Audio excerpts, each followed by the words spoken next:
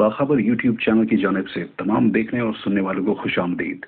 آج ہم age of corona series کی ایک اور ویڈیو پیش کر رہے ہیں، تو آئیے سنتے ہیں ڈاکٹر ایس ایم حسین سے، جو کہ اینستھیسیا اور انٹینسو کیئر میں 40 سالہ تجربہ رکھتے ہیں۔ اس وائرس سے گزشتہ نومبر سے لے کے اب تک 5 لاکھ سے زیادہ انسان ہلاک ہو چکے ہیں۔ اس وائرس کو سمجھنے، اس کی روک تھام اور اس سے متاثر ہونے والوں کے علاج کے لیے میڈیکل سائنٹسٹ اور ماہرین دنوں رات دنیا میں محنت کر رہے ہیں،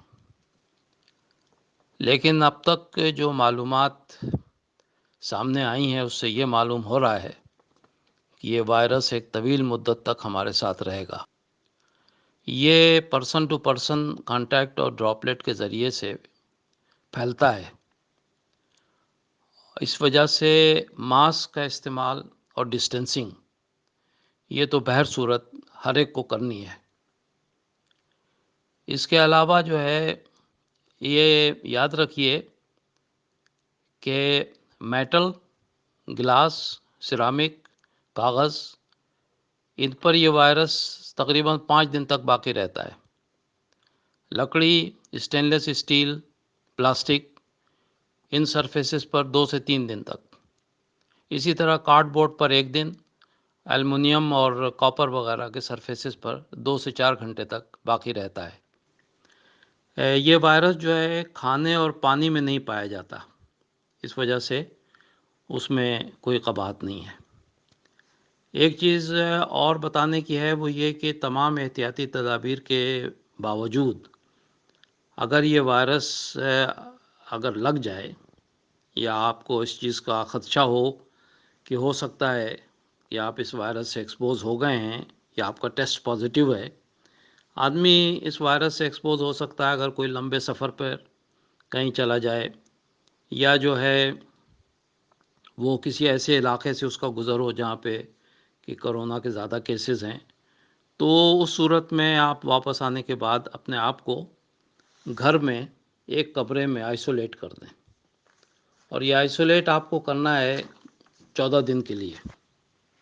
14 دن کے لیے آپ اپنے آپ کو آئسولیٹ کریں۔ اس کی وجہ یہ ہے کہ وہ وائرس جو آپ کو لگ گیا ہے، اب اگر اس وائرس کی وجہ سے بیمار ہونا ہے تو بیمار بھی ہو سکتے ہیں، اور ہو سکتا ہے 14 دن تک وہ وائرس اتنی زیادہ تعداد میں نہ ہوں اور آپ ٹھیک رہیں تو اس صورت میں باہر آ جائیں۔ لیکن اگر آپ اس دوران میں کچھ سمٹمز ڈیولپ ہو جاتے ہیں، بیماری محسوس کرتے ہیں، تو پھر آپ اس میں 14 دن تک ضرور اپنے مکمل کریں۔ اس دوران میں کہ جب آپ آئسولیشن میں ہیں، اب یہ دیکھا گیا ہے حالیہ دور میں کہ اس میں آدمی تنہائی میں بہت اریٹیبل ہو جاتا ہے، تو اس صورت میں لوگوں نے کچھ مختلف ترکیبیں بتائی ہیں کہ آپ میڈیٹیشن کریں، کچھ یوگا کریں، کچھ اپنے آپ کو بزی رکھیں وغیرہ وغیرہ۔ تو میں نے یہ محسوس کیا کہ سب سے آپ ایک اپنا اوقات کا ٹائم ٹیبل بنا لیں۔ اس میں سب سے پہلی چیز تو آپ یہ کریں کہ اس میں مقرر کریں کہ آپ کو کہ سونے کے اوقات کیا ہیں۔ تو عشاء کی نماز کے بعد آپ فوری طور پر سو جائیں، کیونکہ رات کے پہلے وقت میں REM سلیپ جو ہوتی ہے، اس سے انسان کے جسم کو بہت اچھا ریسٹ مل جاتا ہے اور باڈی ریکور ہوتی ہے۔ اور فجر سے پہلے اٹھ کر پھر اپنے گلے، ناک وغیرہ کو صاف کریں، وضو کریں، نماز پڑھ لیں۔ اس کے بعد اگر آپ تھوڑی سی تلاوت کرنا چاہتے ہیں تلاوت کر لیں، اس کے معنی پڑھ لیں اور تفسیر دیکھ لیں۔ ایک ایپ ہے اسلام 360، وہ اگر آپ ڈاؤن لوڈ کر لیتے ہیں تو اس میں آپ تلاوت سن بھی سکتے ہیں، معنی سن بھی سکتے ہیں۔ اس سے جو ہے وہ کافی طبیعت میں ایک کامنس پیدا ہو جاتی ہے۔ تو یوگا وغیرہ سے جو کچھ لوگوں کو حاصل ہو رہا ہے، میں سمجھتا ہوں اس طریقے سے بھی ہو سکتا ہے۔ اور دوسری چیز یہ کریں کہ آپ اپنے کھانے پینے کا ایک پروگرام مقرر کریں اور کھانا پینا اچھا رکھیں، یعنی انڈے کا استعمال کریں، آپ سیریلز کھائیں، ناشتہ کریں، پانی زیادہ پئیں، نیبو ڈال کے پانی پی سکتے ہیں اس دوران میں، نیبو، ہلدی تھوڑی سی گرم دودھ میں ڈال کے وہ 1-2 مرتبہ دن میں پی لیں۔ ادرک لہسن کا استعمال کریں. ادرک کا جو ہے وہ آپ قہوہ بنا سکتے ہیں کہ اس میں تھوڑا سا منقع وہ جو ہے آپ کی لونگ اور دار چینی یہ اس میں ڈال کے اچھی طرح سے ادرک میں اس کا قہوہ بنا کے وہ استعمال کریں. انجیر، خوبانی اور کھجور وغیرہ کا استعمال بھی کر سکتے ہیں. آم جو ہیں وہ کھا سکتے ہیں، لیکن جو ڈائبیٹکس ہیں وہ تھوڑا سا اپنا خیال رکھیں، زیادہ آم نہ کھائیں. اس دوران میں آپ اگر سپلیمنٹس اور وائٹامنس کا استعمال کرنا چاہتے ہیں تو وٹامن سی اور اے، ڈی اور زنک اس کے آپ کو دکان سے سپلیمنٹس اور ملٹی وٹامنس مل جاتے ہیں، وہ استعمال کریں. اور اس کے ساتھ اگر آپ کو کوئی انگریزی دوا کھانی ہے تو اس میں کوئی زیادہ قباحت نہیں ہے، آپ جو ہے وہ پیراسیٹامول وغیرہ لے سکتے ہیں اگر سمٹمز ہو جاتے ہیں.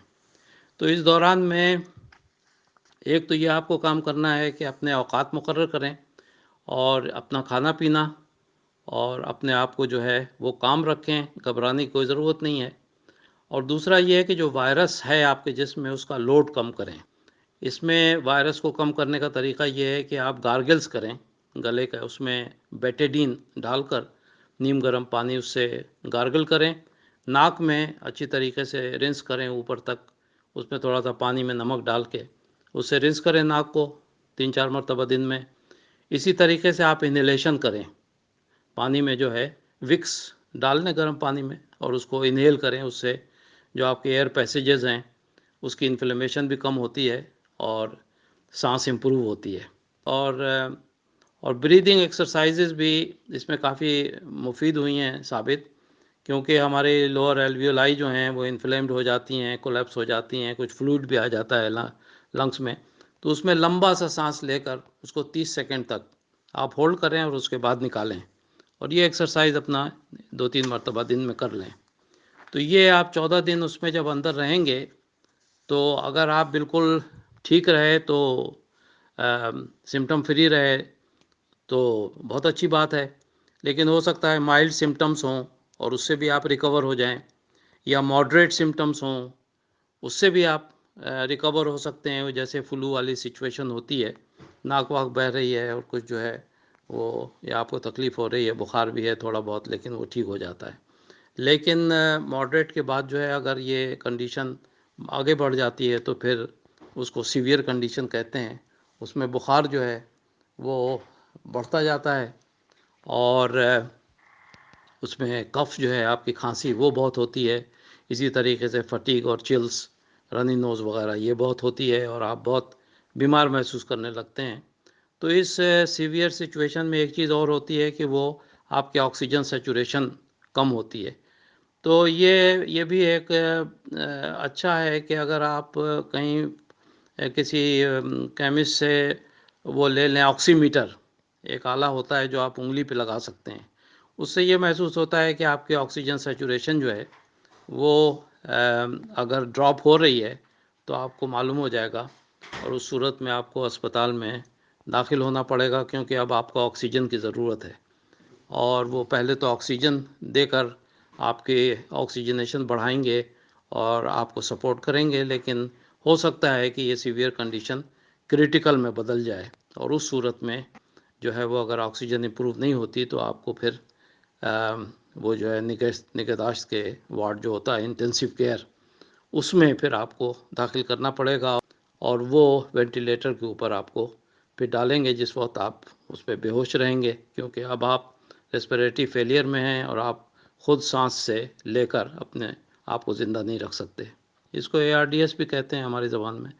اور ابھی حالیہ اسٹڈی جو آکسفورڈ کی تھی وہ بہت انکریجنگ ہے کہ اس میں ڈیکسامیتھوسون کے استعمال سے ان مریضوں میں جن کی کہ آکسیجنیشن امپروو نہیں ہو رہی تھی وینٹیلیٹر پہ بھی، اس میں امپروومنٹ آئی ہے 35% پیشنٹ میں، جو کہ 2 ہفتے پہلے پروفیسر ہارنبی نے یہاں پر ہمیں پرائم منسٹرز بریفنگ میں بتایا تھا. انشاءاللہ ہم آپ کو مزید معلومات دیتے رہیں گے. خدا حافظ.